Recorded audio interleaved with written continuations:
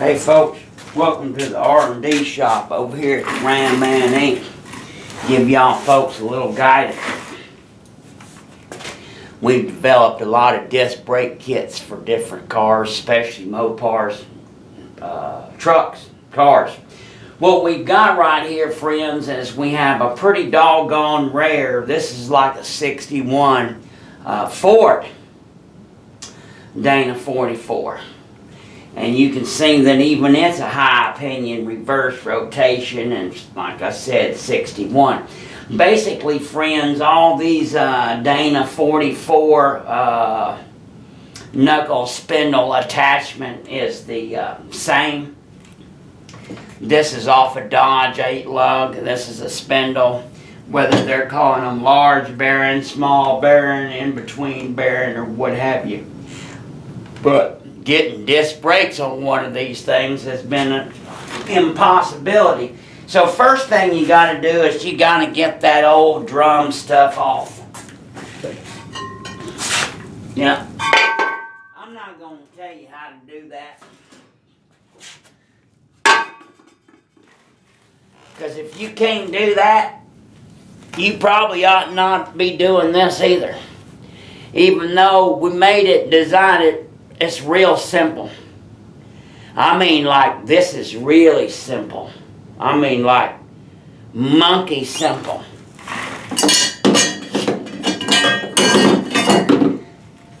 Spindles, your spindle's held on by 6 bolts.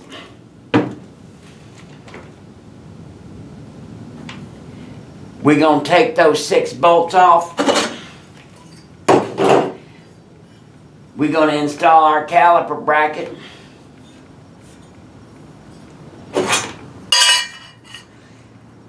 Debris deflector shield.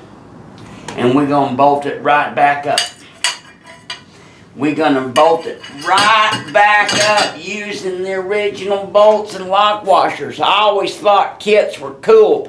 When you get to use the original bolts and fasteners throughout, that thing is real designed very well.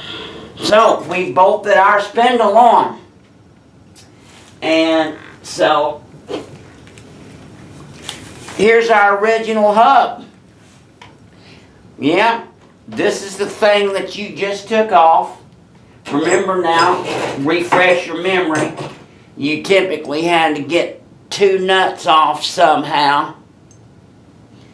They make sockets for these with the teeth.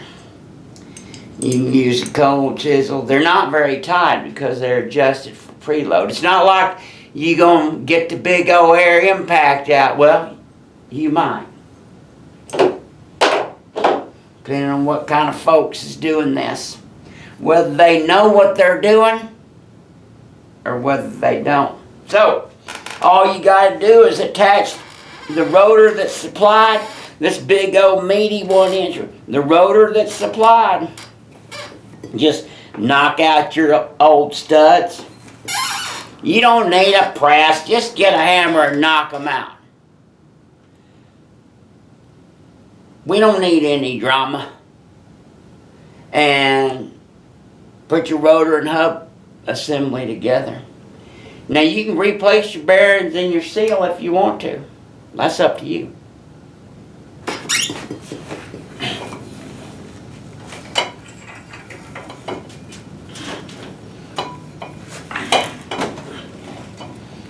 There we go.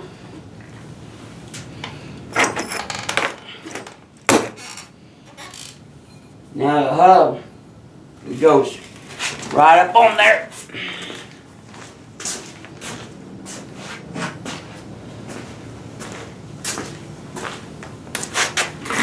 Find me an outer bearing. Whoops. I found one. Then you go put your nut washer assembly back on there and tighten it back down.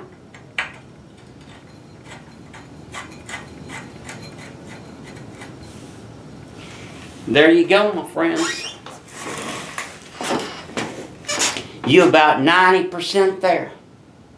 90%. Then you get to take this caliper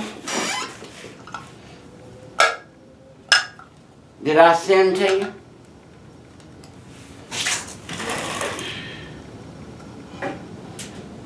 This is a new unit. This ain't some old rebuilt piece of shit. And it slips on just like that. Then you get to use the 2 pins.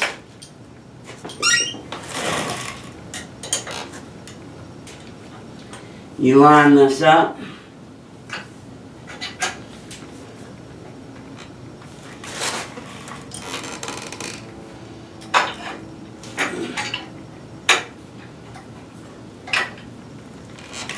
And you get your 2 pins in, line them up so they come out here. And your stuff's installed. We tried to make it simpler, but we just can't. If you can't get to that point, or if you don't know what slip joint pliers are, or you've never turned a nut or a bolt in your entire life, you better take it somewhere qualified.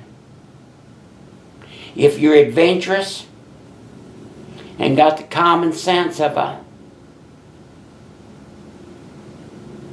well, orangutan, they're supposed to be like some of the smartest, you can get this done.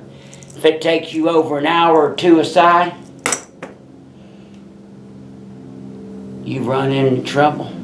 God bless you. God bless America. And happy trucking.